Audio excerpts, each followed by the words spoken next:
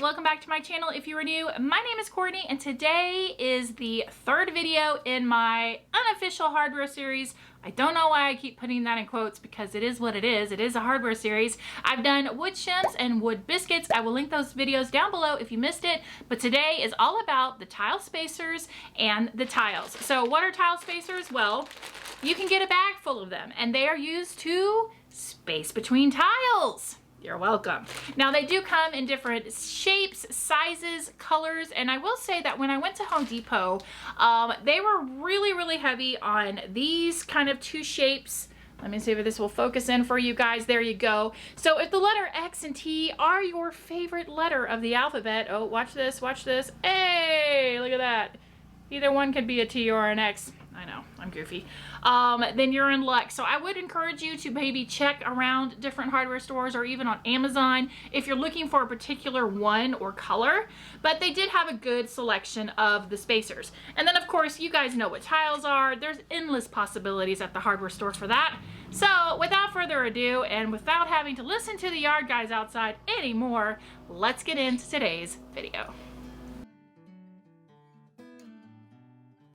For this DIY, you're gonna need two supplies. You're gonna need some type of glass vase. I just picked this one up from Dollar Tree, but you could also go and check out your local thrift store to find one.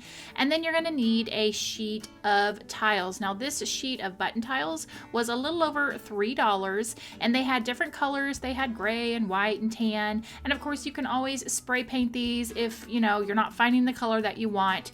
Now I had already pulled a couple of tiles off of this to try a DIY, which failed miserably. So I knew I wanted to do this one, so I went ahead and started on this project. So what I did here is I just wrapped around the vase, and then you're going to need to decide where you need to pull off all of the extra tiles.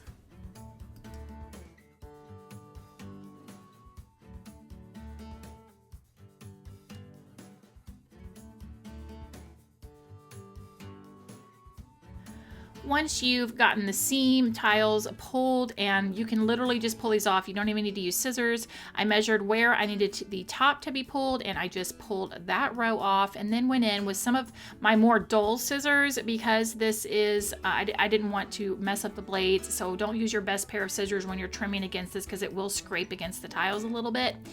And to get this sealed and put on here, I am going to be using some of the Gorilla Stronghold glue. And what I decided the easiest thing to do was to just put a little bit of glue on the entire top row of button tiles, as well as the bottom, and then also on the seam, like on the edge pieces of tiles where it's going to close. Now, it's not going to hold itself once you put all of the glue on there, so you're going to need to secure it. So that's where I'm going to pull some painter's tape and I'm just going to wrap it around so that it will secure and then let it dry overnight.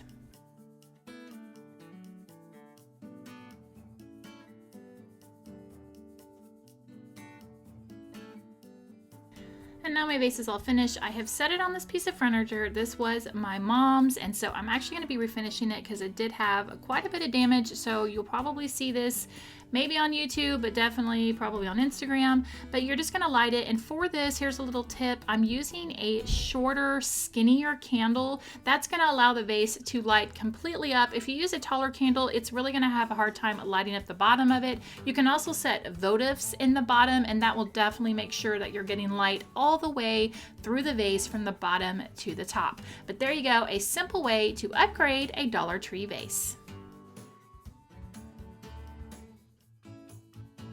Now let's roll into a tile spacer DIY. So I picked up this little, I'm guessing it's like a remote holder, office supply holder, I don't know, from the thrift store. And I knew I just wanted to enhance it. It was solid wood and in pretty good like functioning shape. It still spun around and everything. And so that's when I decided, okay, I'm gonna use tile spacers to give this a completely different look. So looking through my tile spacers, I decided to go with the wedge shaped ones, but I wasn't quite sure what type of pattern I wanted to do. So these are the 4 different patterns that I played around with, and then ultimately I decided on the one that kind of alternated the directions by rows, and I decided that I was going to put these on the side of the container. To get these tiles attached, I'm just going to use some hot glue, and I'm just literally going to do a little bit of hot glue, place one down, so just one at a time. It actually didn't take as long as I thought it would, but I'm going to do this on both of these sides. The sides are kind of divoted in, and so I'm going to do both of these, and by the time I'm done putting these rows on, it gives it kind of a weaved basket look.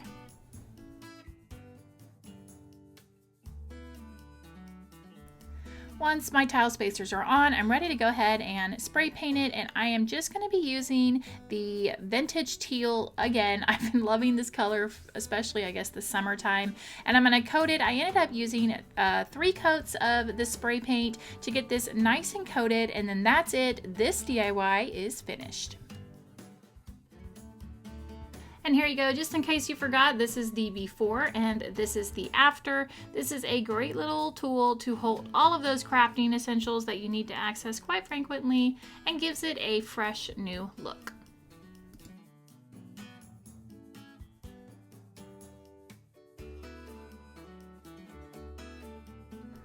All right, I've grabbed another tile here, and this one was just a very long, white, glossy tile. And when I saw it, I had a lot of ideas for it, like a tray, a charcuterie board, I mean, different things, but I knew I wanted to turn this one into a sign.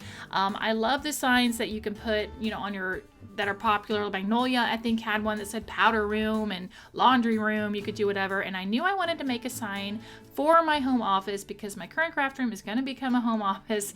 So I wanted to do that. So for this one, the simple steps I took was just to go ahead and paint the edge of this black just to kind of help it have a little more definition and to cover up the color of that tile. The nice thing about this was that if I got paint on the tile, I could just wipe it off, no big deal. And then once that was dry, my next step was just to cut out a stencil, or I'm sorry, not a stencil, but a vinyl decal on my Cricut. Now, if you don't have a Cricut, no worries. You could apply stickers from Dollar Tree. You could also print out a stencil and then just kind of, you know, do the old school trick and pencil the back, trace it on there, and then hand paint it. So lots of options, but this particular tile is a great sign. You could make a pantry sign with it going vertically instead of horizontally. So it's just a very good tile to make signs out of.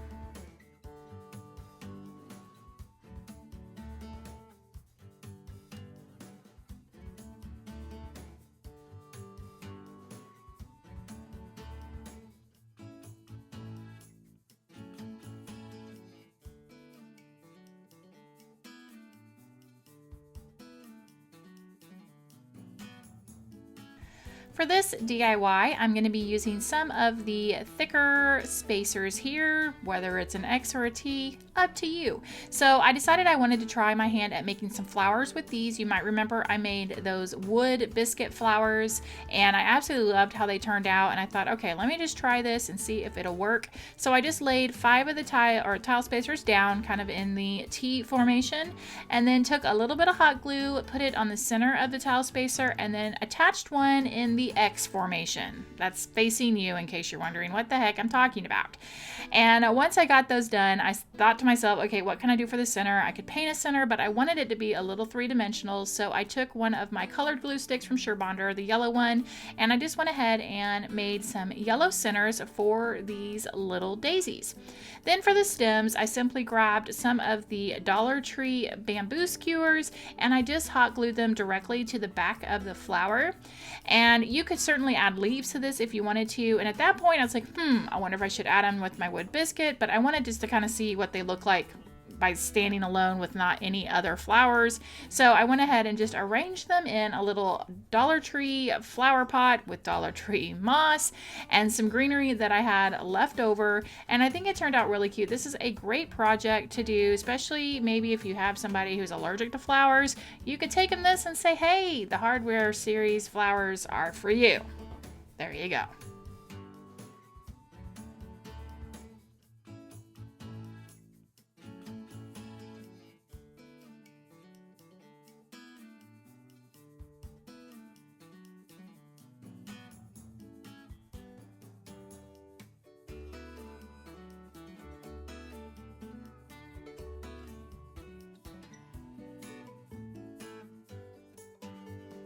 For this DIY, I went ahead and grabbed another sheet of tile, and I really liked this one because it had 2 different shapes of tiles as well as 2 different size of tiles, and I decided to go ahead and grab out 5 of these. Now I did have tons of ideas. I will share some more ideas at the end, but this was the main idea I had for these tiles. So I also grabbed some gray felt because what I need to do is put a, I guess, cover on the backs. I didn't like how the backs of the tiles looked. It's not terrible. It kind of gives off a shiplap vibe, but I just wasn't feeling it. So my first step here was just to cut a piece of felt that was a little bit bigger than each of the tiles. And then once I got those cut, I just simply held it against the tile and I started to trim. Now when I was trimming, I kind of held my, instead of holding your scissors straight up and down to trim, I held them kind of at an angle towards the tile, and what that did was make sure that the felt would fit perfectly and I wouldn't have any extra that I would need to trim off. It's just a little step you can take to avoid having to do an extra step later. And then once I got those all trimmed, I was ready to attach the felt, and to do that, I'm just going to use some hot glue and attach the pieces of felt. Now I'm going to be grabbing 5 of the square tiles, and that's going to be the base that I'm going to attach the larger tile to. And I need to get some felt onto those little square tiles, so I'm going to go ahead and cut pieces and then again hot glue the felt to the square pieces. And then I'm going to be ready to attach the octagon to the square. Now, I did use hot glue, but I will tell you, if you want it to be permanent and extra sturdy, just go ahead and use that Gorilla Glue or E6000, whatever you prefer.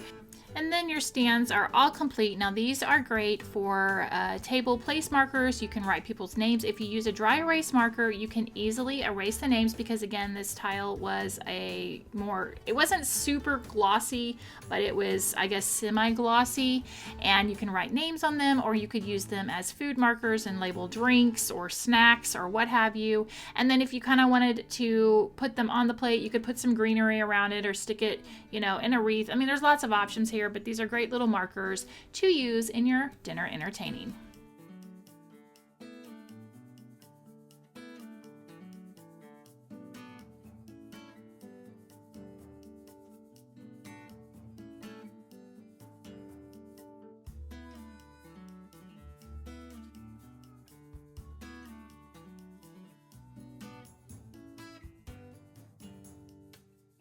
Before we jump into this next DIY, quick little ideas for you. Like I said, you could take this set especially and make some really cool looking coasters, especially if you painted them different. It would be a really neat geometric coaster to use for those drinks.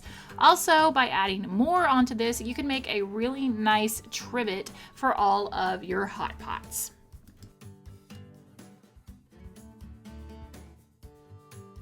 And here I've grabbed another tile sheet of the button tiles. When I saw these, I knew what I wanted to make with them. So what I did was just go ahead and break off several of the tiles and then trim off all the little glue pieces. From there, I took some of these Dollar Tree stickers. These stickers fit perfectly on these tiles, so keep that in mind. The size is perfect. And I knew I wanted to make some magnets. So I wanted to do some letters that spelled out the word happy. I mean, you could do all kinds of words. You could also do calendars if you wanted to. You could do abbreviation of months and then the days, or I mean, lots of options. But I went ahead and took the HAPPY and I put it down on top of the little tiles. And then I went ahead and sealed it with some Mod Podge to make sure that those stickers wouldn't come up. And then from there, it was just a matter of attaching my magnets. I grabbed these magnets from Home Depot, but I know Dollar Tree does sell the little button magnets. I attached them to the back, and that's it. This one is finished.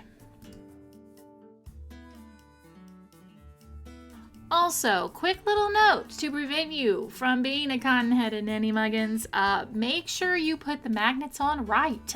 There is a wrong way to put on the magnets to where they will not work. So definitely you check them and make sure you know what you're doing. Don't set the magnets too close together because they will continue to attract to each other. Not that I would know anything about that, but yeah, super simple. Once you figure out which part you need to attach to the back of the magnet, glue it on there and you're good to go.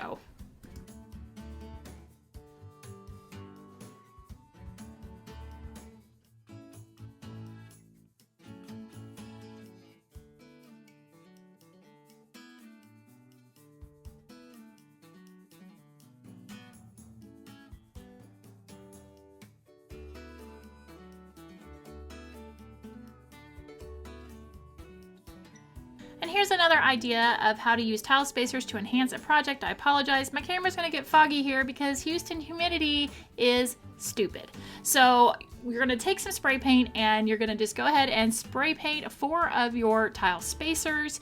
Then grabbing a Dollar Tree frame, we're just gonna enhance this frame a little bit by adding, I kind of liked the black and gold look. Now these spacers, these X's, I swear it screams Valentine DIYs, so up to you. But I'm gonna add these to the frame and it's up to you whether you'd like to leave the picture of Sally and Gus the cat in there or perhaps put your own picture in there.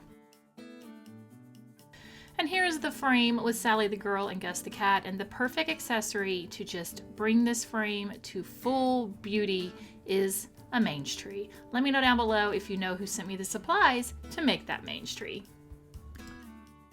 And there you have it, some tile spacer and tile ideas for you. Let me know down below. First, 2 things. First of all, I would like to know if you are a type A, type B person. And by type A and type B, I mean type A is the person who will go to the store, pick up the tile, pick up the grout, pick up all the supplies, the tile spacers, and then go home and do that project themselves. Type B is hire it out. I'm a type B person. Tiling is definitely not in my repertoire. And then I'd also love to know, do you have any other suggestions for something you'd like to see included in the hardware series? It can be anything you want. Just remember, I've already done wood shims and wood biscuits and now tile spacers and tiles. So if you have something that you've seen at the hardware store that you think, hey, I wonder what I can make out of that, drop it down below and I will start considering it. Thanks so much for watching, guys. I really appreciate it. I will see you in the next one. Bye. And there you have it. Okay. Let me know down below. Okay. Let me know down in the comments, are you, well, let me say. No.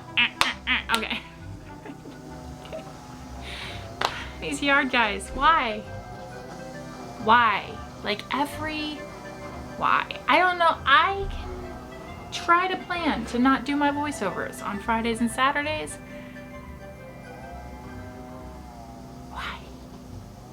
No one in my neighborhood does their own yard.